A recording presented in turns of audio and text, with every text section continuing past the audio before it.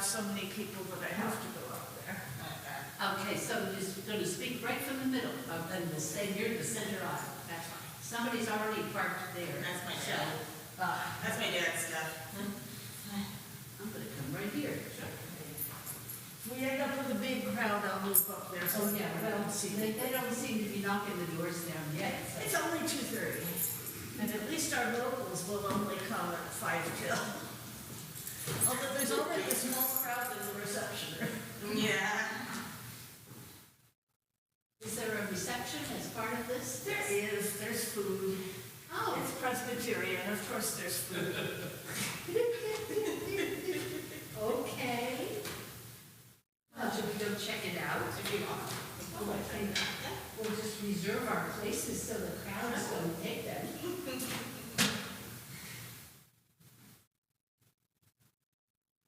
Uh-oh. No number. No number, yeah. Oh, my goodness. Uh-oh. We can't claim this is our pew because And there's no number.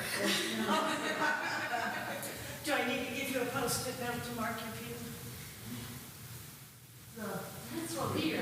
That's weird. That's number 9, and this is 39.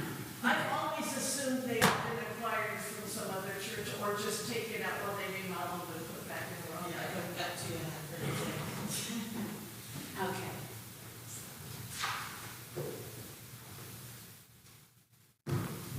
Oh, that's your microphone. Okay. This is my microphone.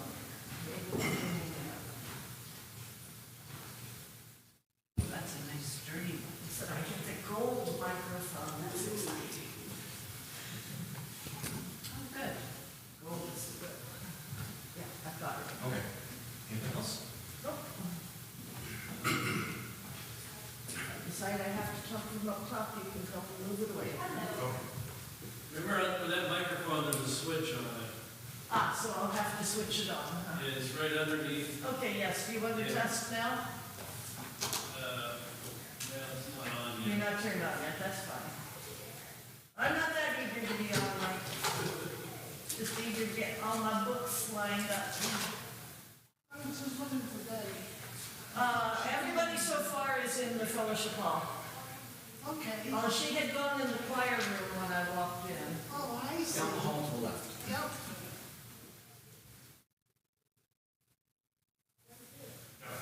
Down the hall.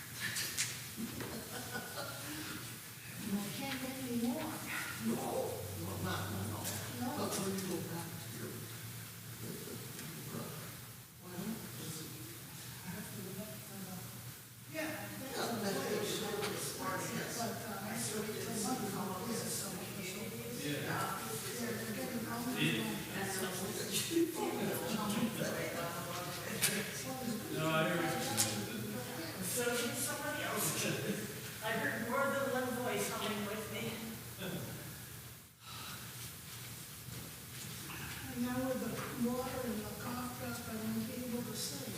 Yes.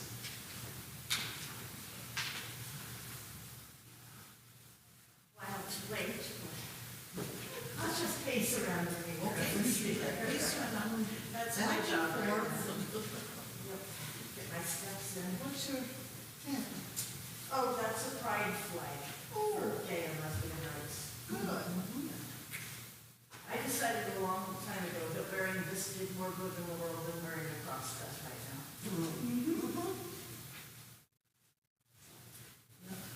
So I bought a 12-pack of them, and they're on all my outer garments. Have we moved it? Oh, I don't know about that. Give it a couple away. Yeah. I really know my enterprise up there is going to be I think it's from 5 to 6 or 4 to 5 in Altamont every Thursday is going to be a demonstration for just people with their signs. Oh, yeah. There's a weekly one in Delmar, that has been for years down in four corners. Four corners that has 5 corners, if you know what I mean. Yes, I know where that is. Yes. Yeah, it's getting bigger. It's usually about 8 people, and it's 30 or 40 every week. And there's a new, the next big one is May 14. Oh, multi-state. 50-51. At the, Somewhere around the Capitol, I don't know exactly. so what's one, was it yesterday? A couple of days. A couple days ago? May May 1st. May Yeah, 1st. Thursday.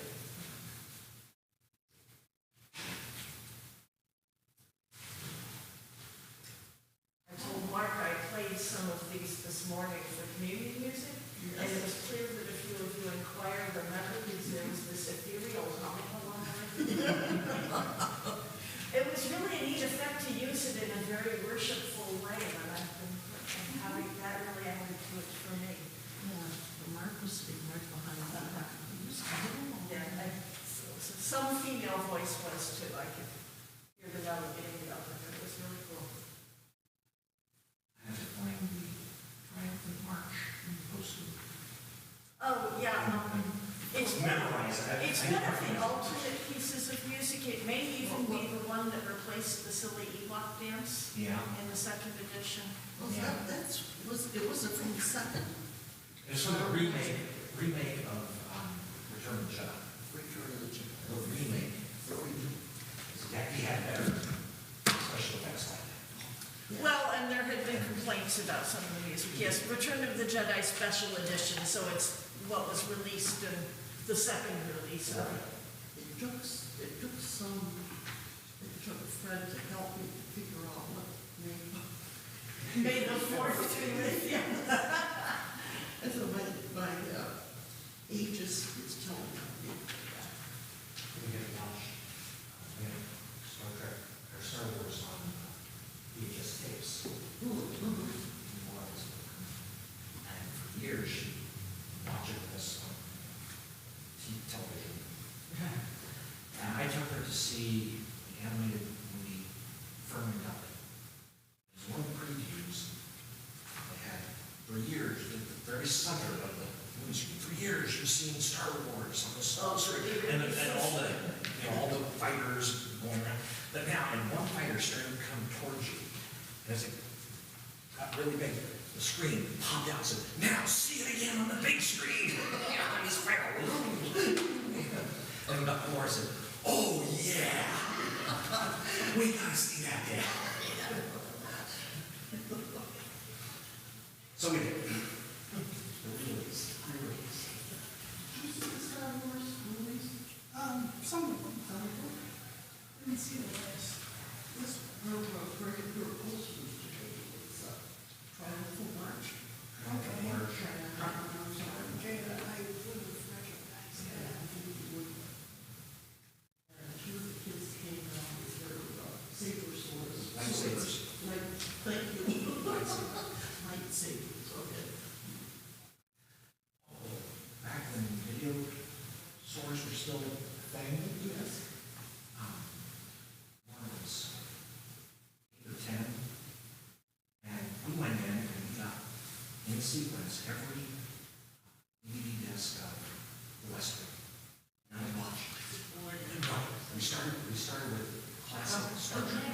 The first 3 seasons of classic Star Trek. And we went right through it, and I was watching this.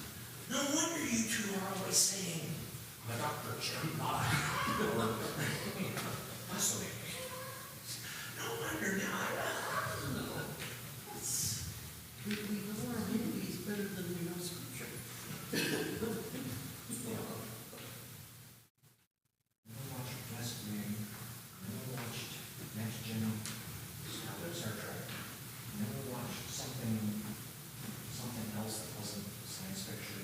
Never watched DS9. Watched something else non-science. And then we watched Voyager. And then we had Quantum. What is DS? Deep Space Nine.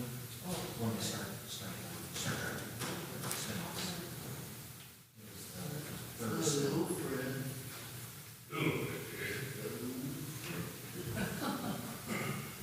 You're sitting there. I'm sitting here and Laura's sitting here. We wanted to sit centrally because she's going to be there. And I also wanted to see her music and her piano. So you might want to sit. You're not going to see it playing. May not need to see it. Program. Yes. I would assume that I'm going to have many people.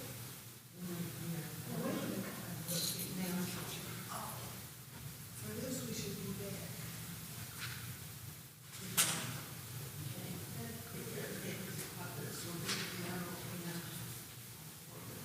I think just a big look.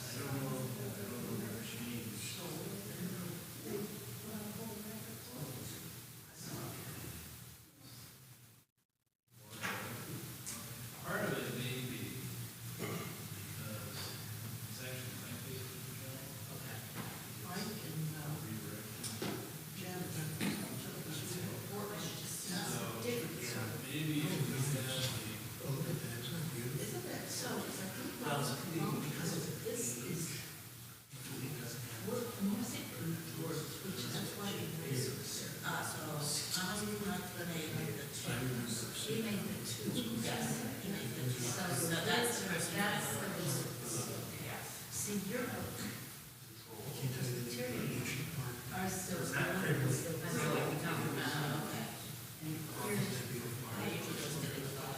And this one, the new one was in the box. This is the same edition. No, I was trying to figure how to do, if you didn't know, because down here it says text and words. Text and music, it says at the bottom. And I didn't know, and our new one has just at the top still. So words is on the left then, right, and music on the right.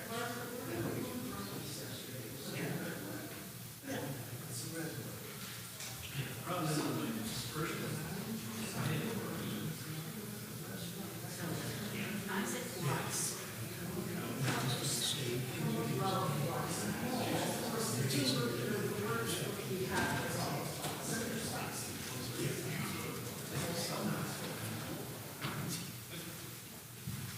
Because those were denominations. We have enough Christianize them.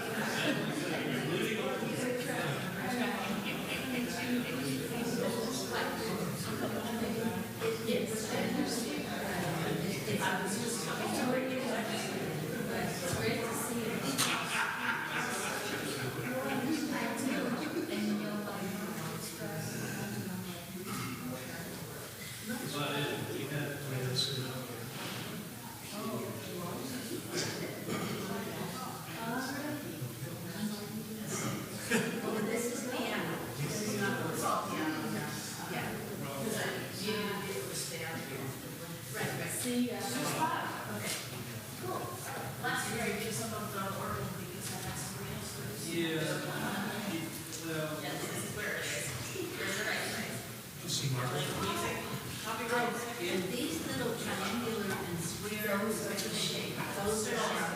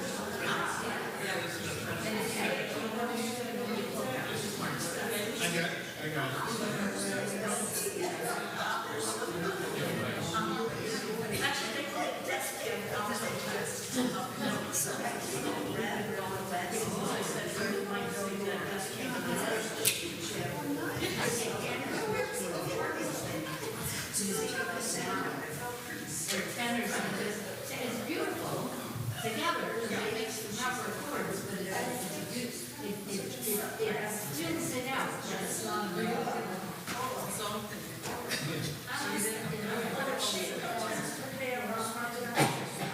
There you go.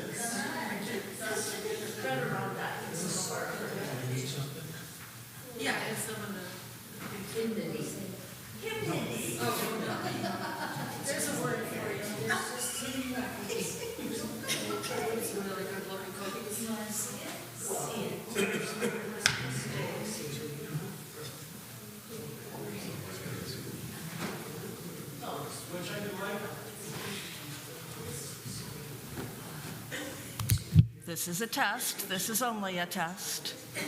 He says I'm good.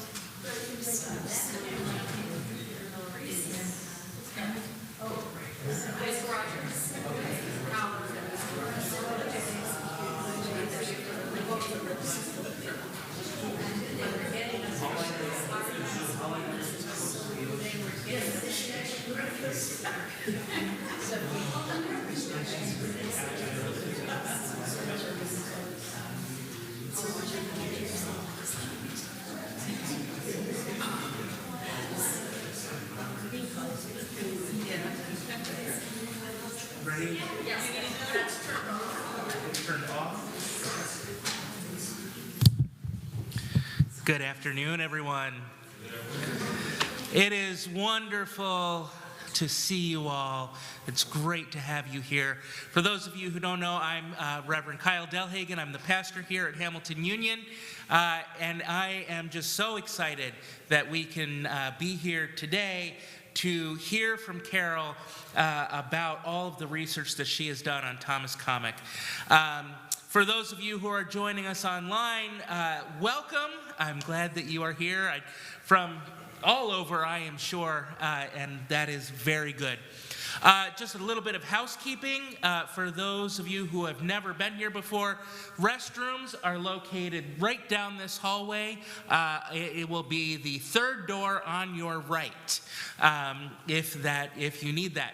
Also, please, following the presentation, join us in Fellowship Hall, which is, again, through these doors, for a reception so that we can continue to ask Carol lots of questions and celebrate her work. Now, I would invite you to take a breath and center yourselves. And before we begin this afternoon, especially for a presentation like this, it is important that we recognize that our presence in this place is a blessing, but it has also come at a cost.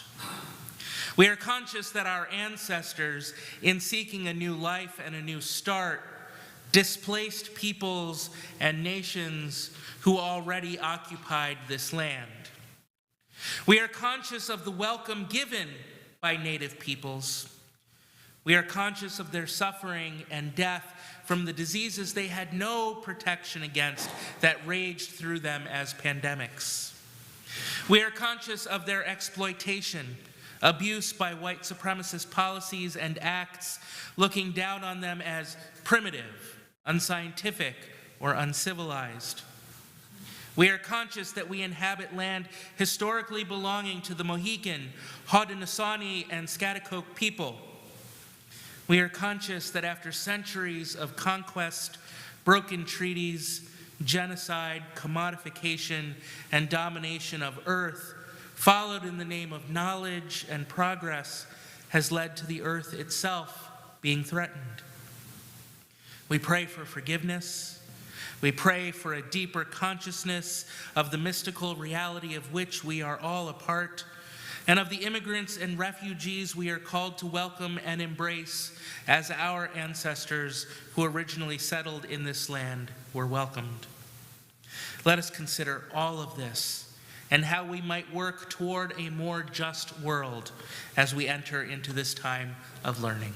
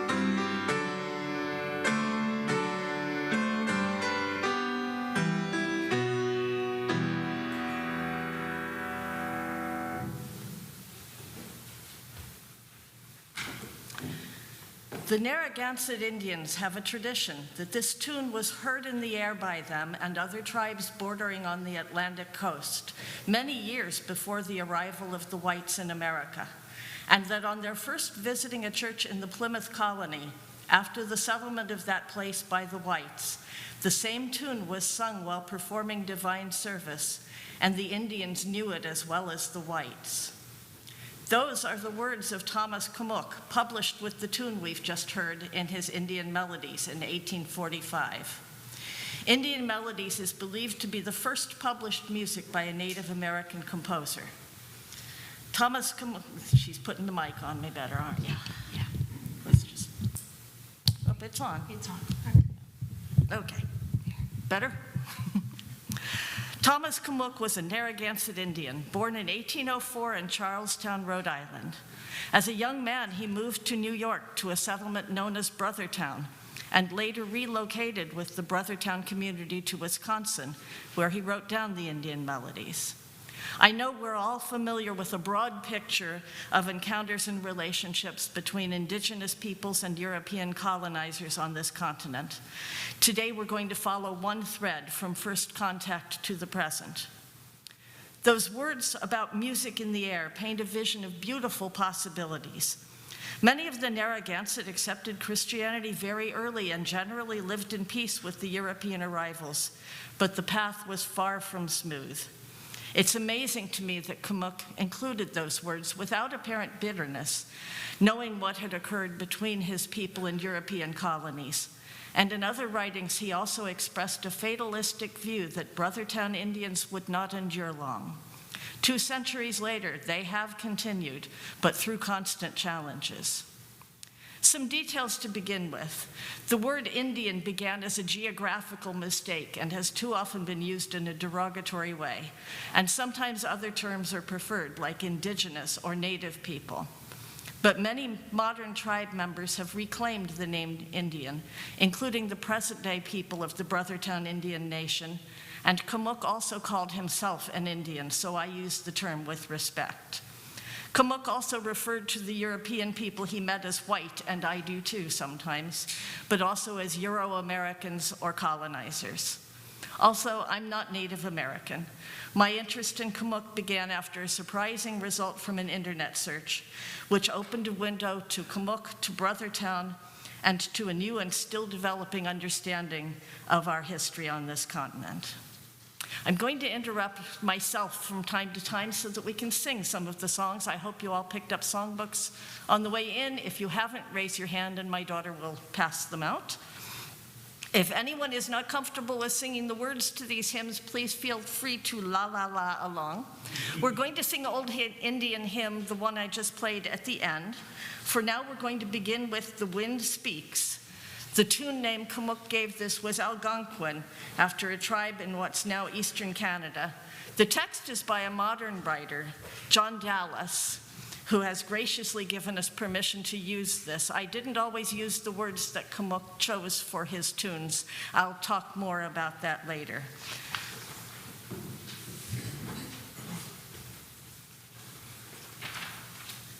We will sing verses 1 and 4, please.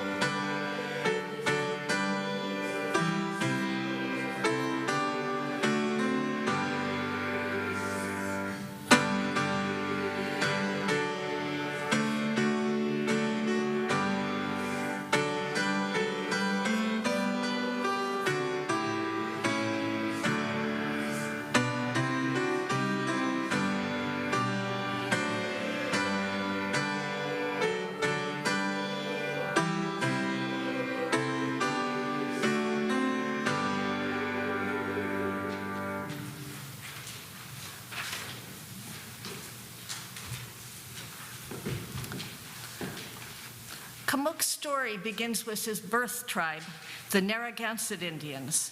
They lived on the Atlantic coast in the area we now call Rhode Island, so they were among the first North American natives to come into contact with Europeans. As early as 1524, Giovanni Verrazzano sailed along the coast from North Carolina to Nova Scotia, making contact with coastal tribes along the way. Within the next century, Europeans established settlements on the East Coast, including what we now call Massachusetts, and developed trade relationships with the surrounding tribes. When Roger Williams was expelled from the Massachusetts colonies, he took refuge among the Narragansett and settled among them in what we now know as Providence, Rhode Island.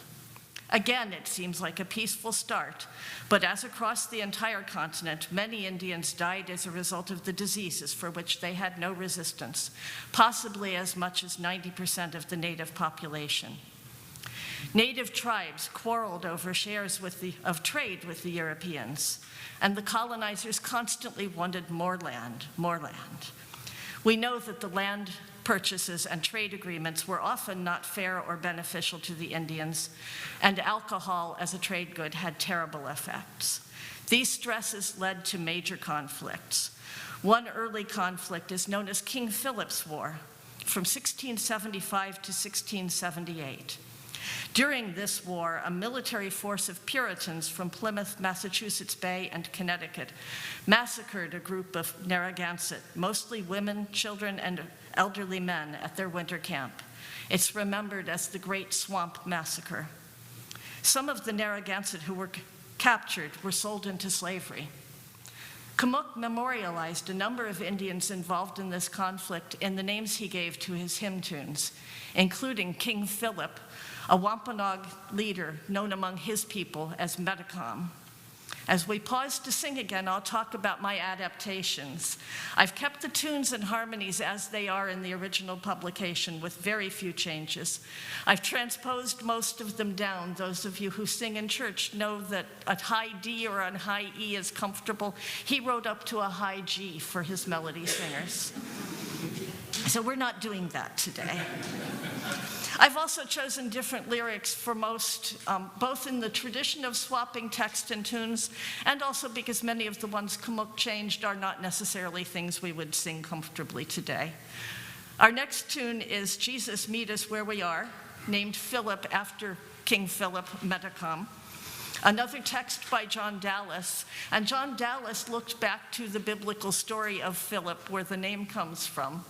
So we will sing verses 1 and 2 of this one.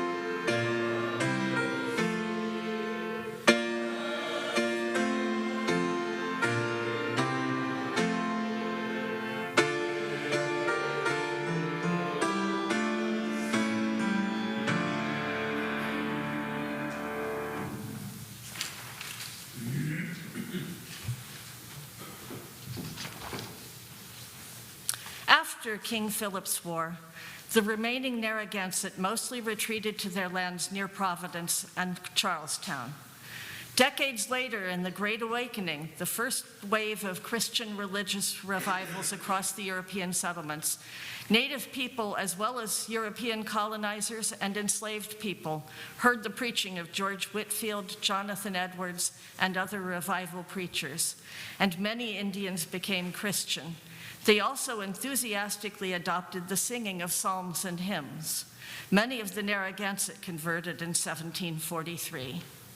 They continued living in contact with the Euro-American settlers on reservations or living and working among them in town as servants or laborers.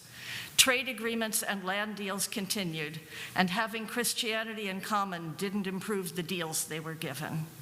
There were more conflicts, including the Revolution, with some Indians assisting the settlers, some the British, and others simply caught in the middle. And that brings us to the birth of Thomas Commuck in 1804, possibly a third-generation Christian. As a boy, Commuck attended a school sponsored by the Society for Propagating the Gospel Among Indians and Others in North America for a few years. This was a local school, not a residential school. And while European-style culture was certainly taught, the Indian student don't seem to have been overly forced to conform. The main concern mentioned in the early years of the school is that the students wear shoes, which they provided if necessary. Many of the Narragansett apparently spoke English. Commuck mentions learning just a few phrases of Algonquin from his grandmother. We know very little else about his life until 1825, when Commuck, now in his 20s, made an enormous life change. He moved to the Oneida Territory in what is now upstate New York, about an hour that way, if I'm pointing the right direction,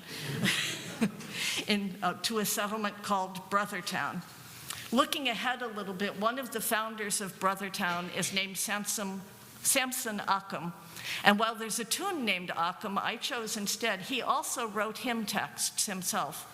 And so I've taken words by Samson Occam, Now the Shades of Night Are Gone, and set them to Commuck's tune, Little Osage, which memorializes a band of the Osage Indians and also possibly the river named after them.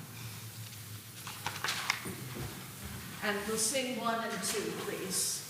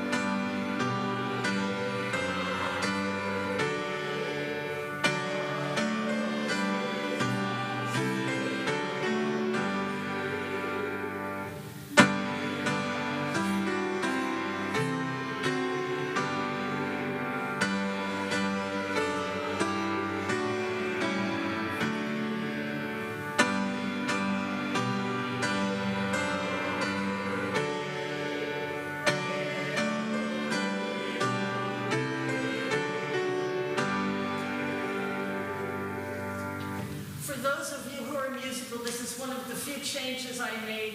There's a little flourish at the end of that tune in the original, which I thought was a little difficult for him.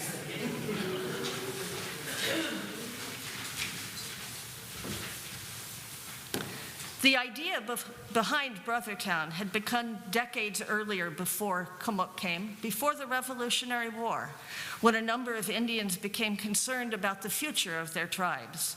They were worried about the pressures we've already talked about, the land disputes, the prejudice against Indians, and especially the problems caused by alcohol.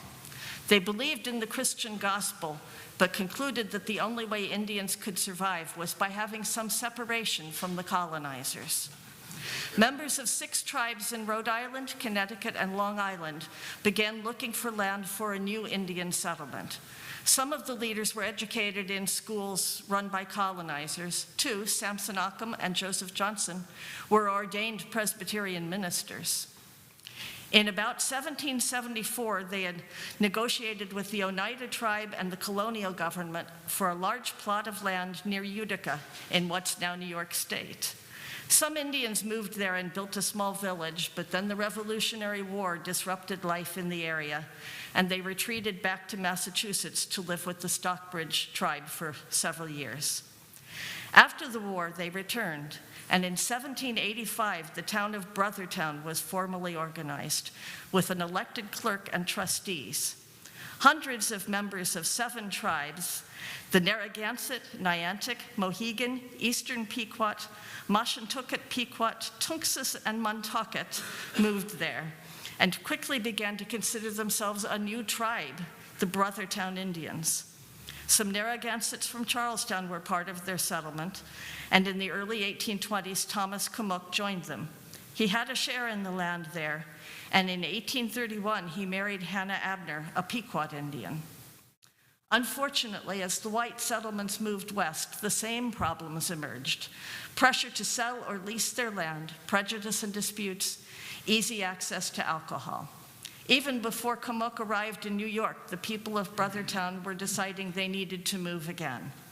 They found land in Wisconsin, negotiating this time with the Menominee and Winnebago tribes as well as the United States government. In 1831, Thomas and Hannah Commuck were part of the first group to move to Wisconsin. They took the Erie Canal across to Buffalo and then traveled by boat on the Great Lakes and up the rivers to their new settlement.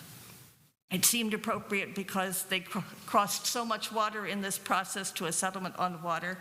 We'll be singing a text, Beside the Still Waters, to the tune Osceola, which is named after a leader of the Seminoles in Florida. The text comes from another 19th century writer, and I just found it a beautiful combination with this particular tune. Verses 1 and 3 this time, please.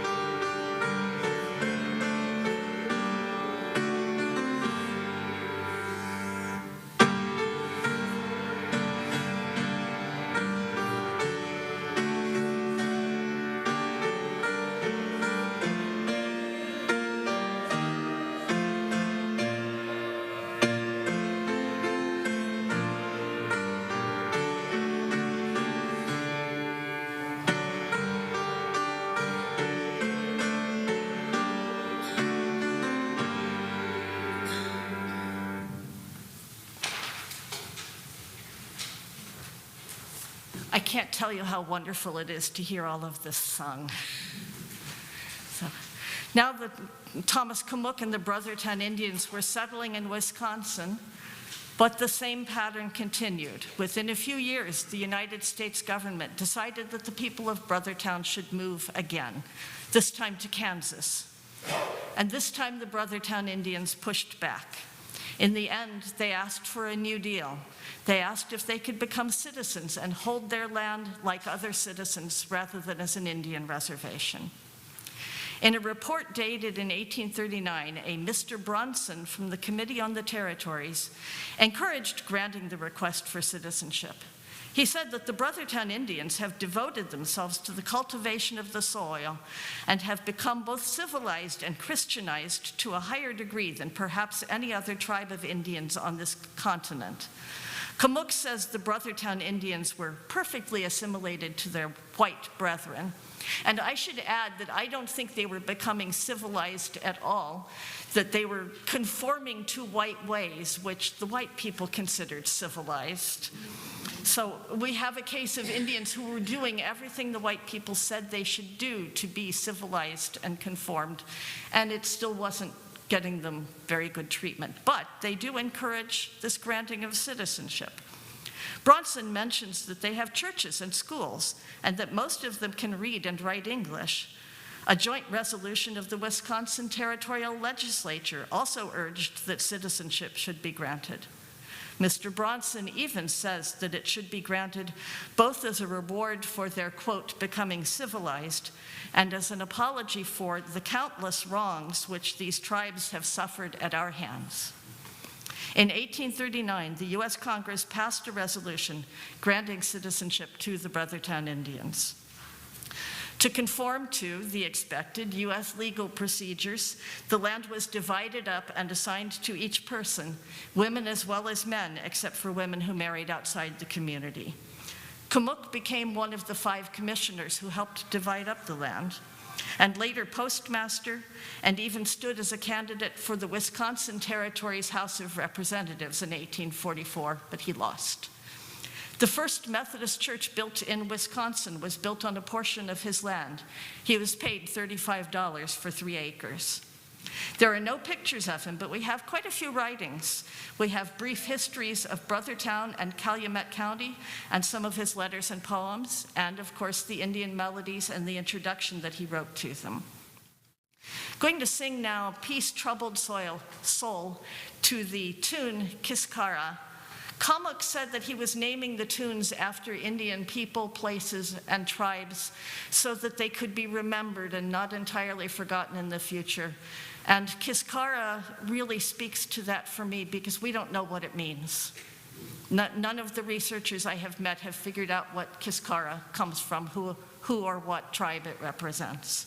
But it's a beautiful, beautiful tune. I chose words that Commuck included in Indian Melodies with a different tune, but I like them to this one. So, Peace Troubled Soul. And 1 and 2, please.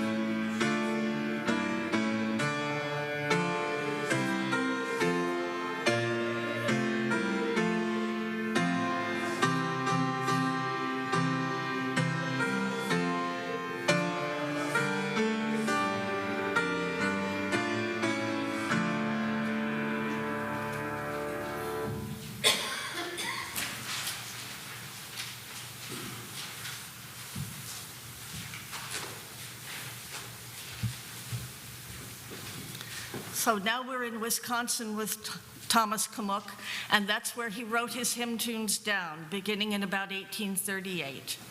He probably learned some music in his school in Rhode Island, and quite likely more in New York. Tune books of the time commonly included an introduction to music, and it seems he mostly taught himself composition and notation from there, and from experience singing in worship. Indian Melodies was published simultaneously in standard notation and patent notes, or what we call shape notes. And if you look at the back of your little booklet, I gave you 1 page of the shape note edition in almost life-size. They were very compact little books. Shape notes are a way of easily teaching vocal music. Some early versions of shape notes came to the US from Europe in the 1700s. The version in Indian Melodies was introduced around 1800 in the areas around Philadelphia and Albany. The copies of Indian Melodies that we know were owned by Brothertown Indians are all of the shape note edition, but as hoped for audience included churches where the round note edition would have been favored. We don't know how the decision to publish in both forms was made. Perhaps either Commuck or the publisher hoped to widen the potential audience. The man who harmonized the tunes, Thomas Hastings, wouldn't have approved. And I will say now, I'm going a little off my script, shape notes and church music are often seen as rather far apart, but in the Methodist Church during this time, that seems to have been a connecting point where one of the Methodist tune books was published in shape notes, so that they were, and I know there were early Methodist hymnals that were published in shape notes, so that the Methodist Church was accepting shape note as part of church music. Our modern hymnals have the music and text all in one, the way I've presented them in your booklet today. At Commuck's time, words and tunes were published separately. A hymnal or hymn book would have been words only. It could be printed very inexpensively and compactly, and you could also read the words as devotional poetry without the distraction of the music. The tunes were published in separate tune books, often with one verse of words. The combinations of words and tunes weren't fixed. It was the job of the music leader to choose which tune to sing with a text.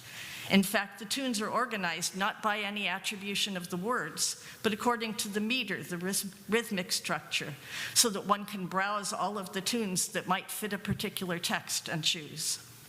Both hymn books and tune books contain indications of the meter to help with that process, but there's still skill involved with choosing a tune that fits the feel of the words and also has the emphasis falling on the correct syllables, or as musicians tend to say, the emphasis falling on the correct syllables. Commuck used his texts, his lyrics from the 1821 Methodist Episcopal hymn book for inspiration, which was mostly texts by Charles Wesley and Isaac Watts. Often only one verse of the text, and in several cases he wrote more than one tune to the same words, which is a clear indication that he understood we would be mixing and matching and using different words with these tunes. There are a total of 120 melodies, of which 116 are original tunes by Commuck. He describes two others as tunes known among the Indians, and there's one tune each by Thomas Hastings and Lowell Mason. In the introduction, Commuck mentioned that he wanted to include other tunes that his people knew, but he was prevented by copyright. We are not the first churches to have to wrestle with these issues. Thomas Hastings personally knew Lowell Mason and might well have asked permission to use the one tune in order to round the number up to a nice even 120. Our next tune name is Montauk, named after some of the Indians of Long Island, which is one of the founding tribes of Brothertown. The words are, "Let every creature join," and it's an Isaac Watts text. And we will sing verses 1 and 2 again.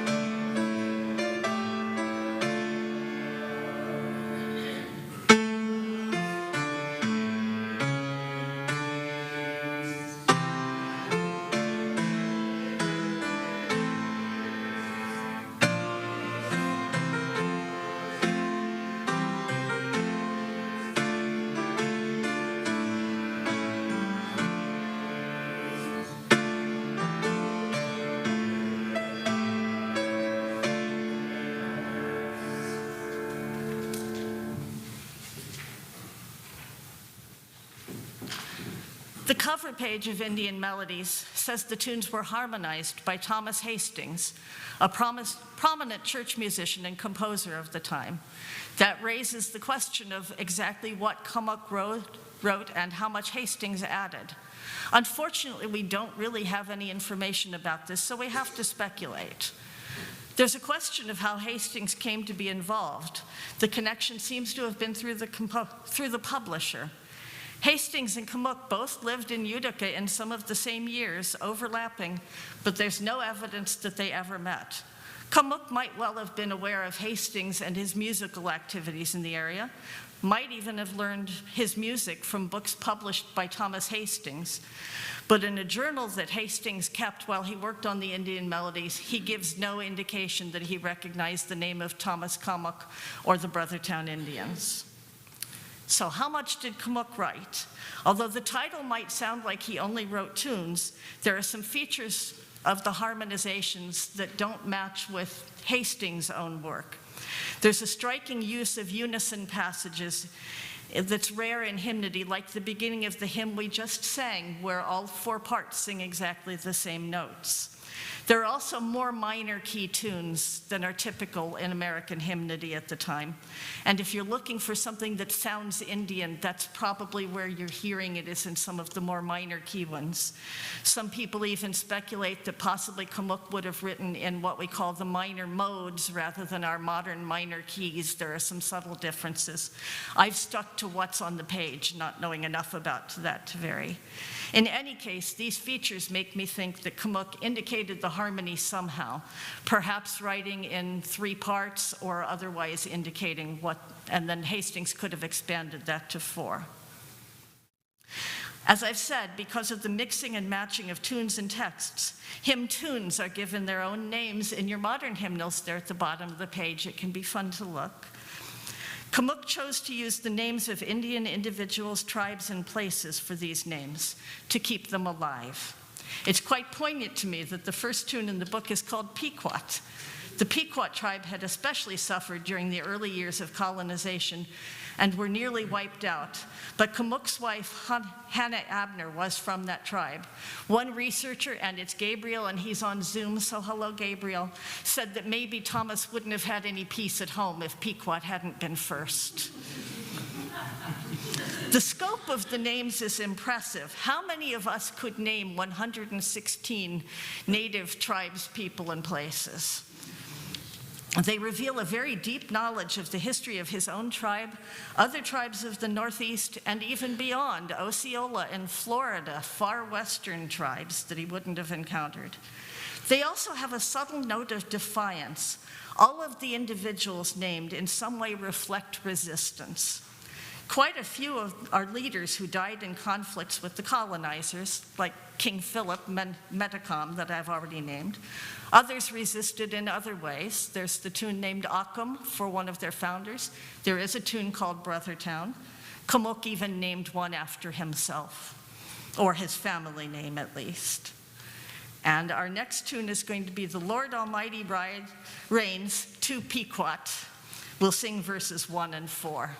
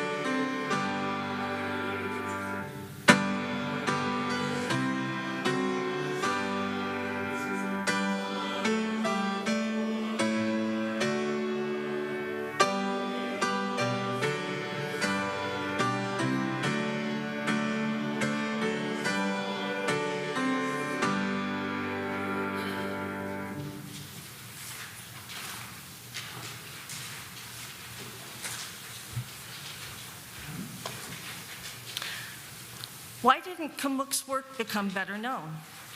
He knew that his work might be scorned because it was the work of an Indian. The prejudice was real. In the introduction to the Melodies, Commuck says that he believes he is the first, quote, son of the forest to do anything like this.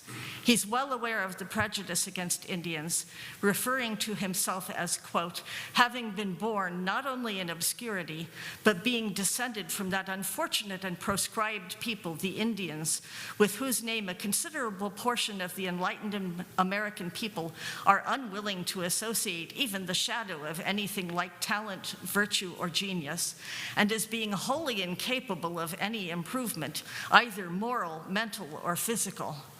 That's the end of that quote, and I will hasten to add, I don't think he believed any of that about himself.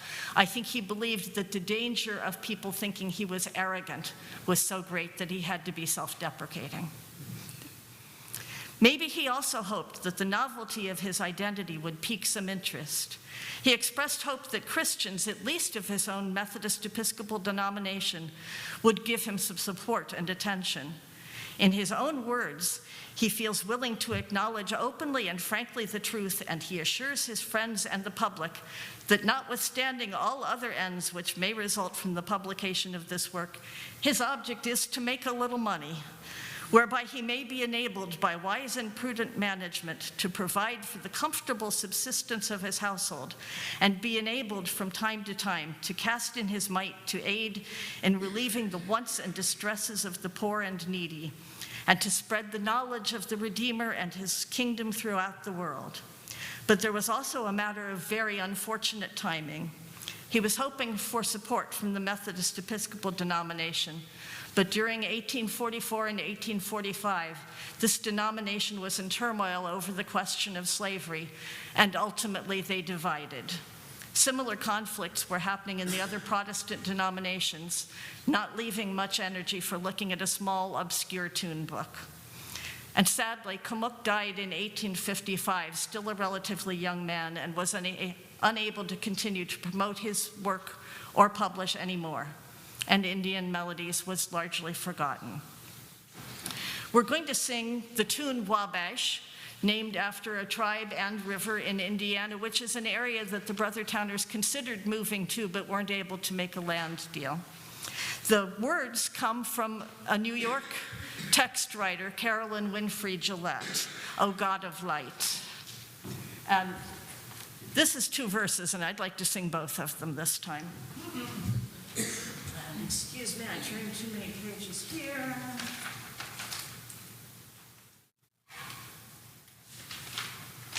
There we are.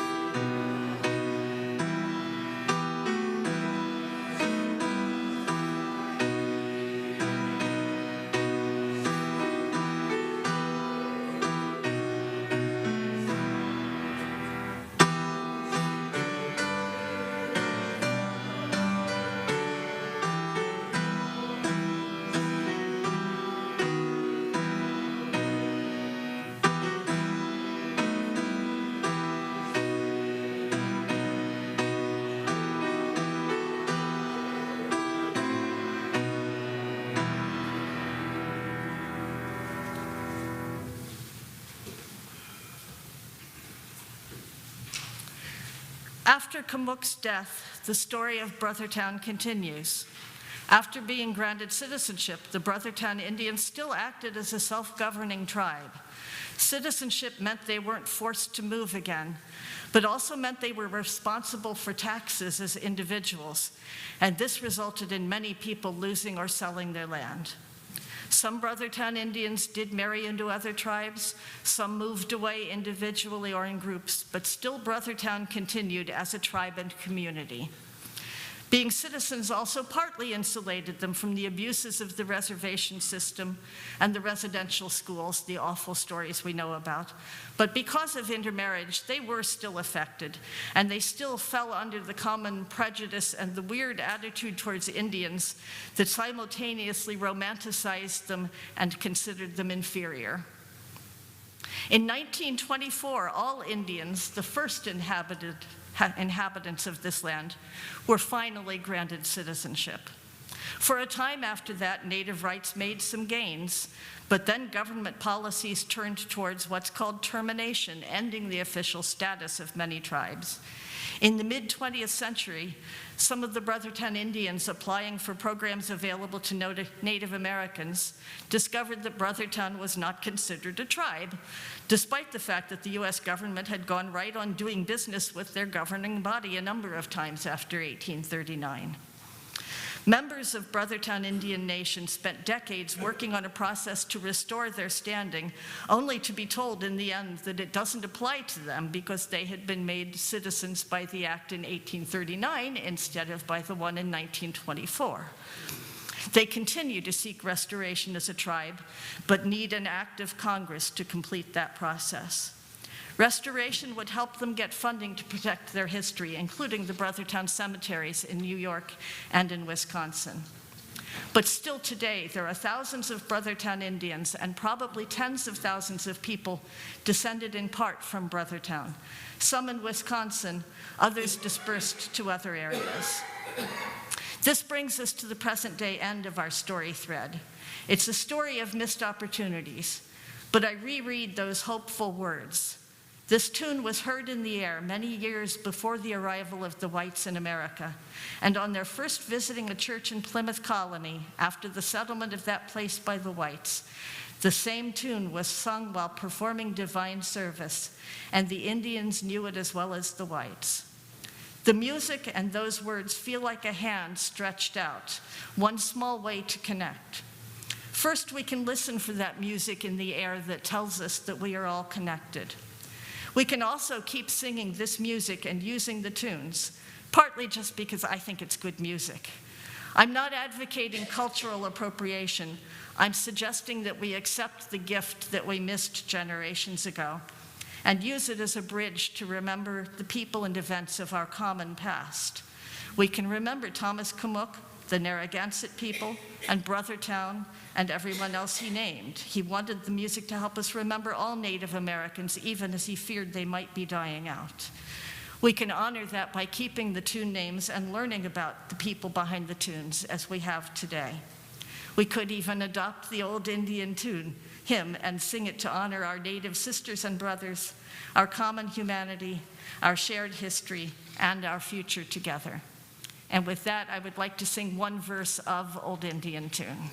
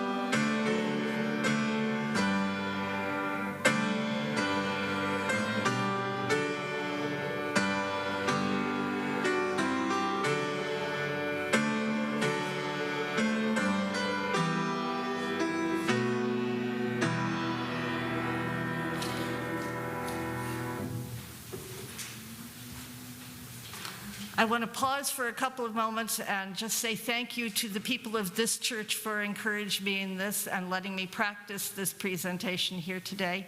And I also need to say thank you to the Brothertown Book Club, many of whom at the moment are on Zoom watching us, who have been tremendously helpful in encouraging me and helping me polish this in the last few weeks. I'm really grateful for that. And I could take a few questions and then I'd like to sing one more song. Yes? What instrument would they use to accompany their songs? What, she asked what instrument they would have used to accompany, and the answer is probably nothing. They might have occasionally had a violin or something like that, but more often it would have been a cappella, unaccompanied singing. Anybody else? I was a little late, so I missed the beginning. Where did this music come from? I mean, is there what you have written here? What I have written here, I took the original shape note edition and put it into our modern soprano, alto, tenor, bass, and transposed it into keys we can sing in. Yeah, I just want to know, I'm a shape note singer. Yes. If people want to know more, they can talk to me. Yes. We do it locally.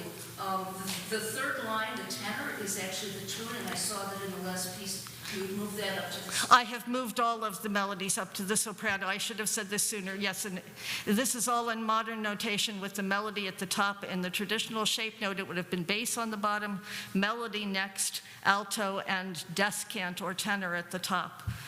And so I moved it to two staves. I put the words in the middle. I basically made it look like our modern hymnals, which is why they all say adapted by Carol Scott, because I put them into our modern format.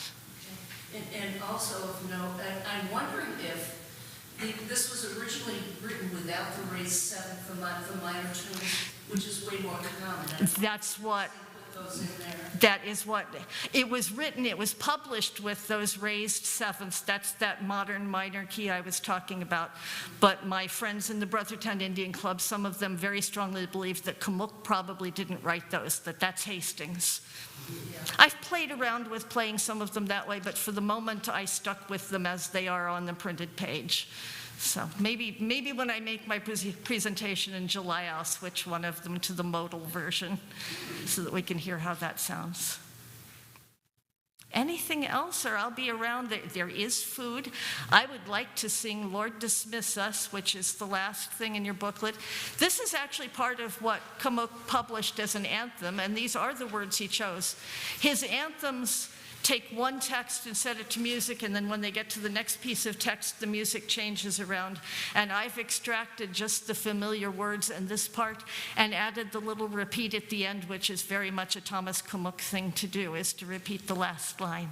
So if we can just give this a try, and then we will go have some refreshments, and I'll be happy to answer more questions. Thank you all so much. Thank you.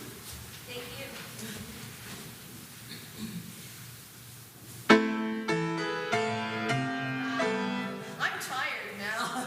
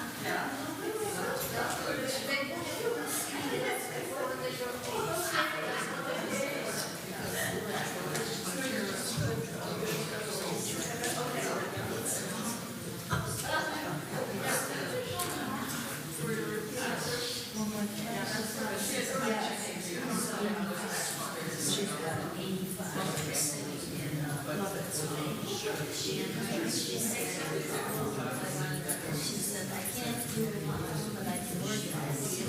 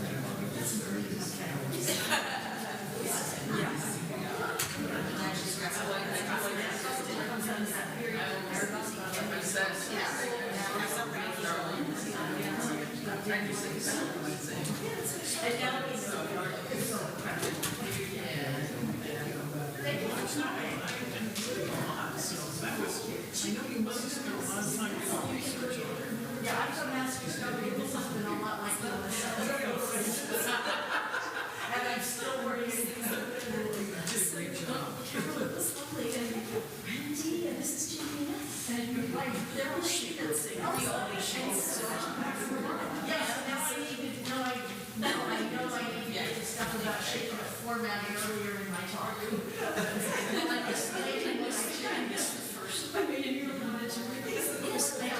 Actually, I did. The edition of Commuck is very useful. It's like $8 of the original. Where?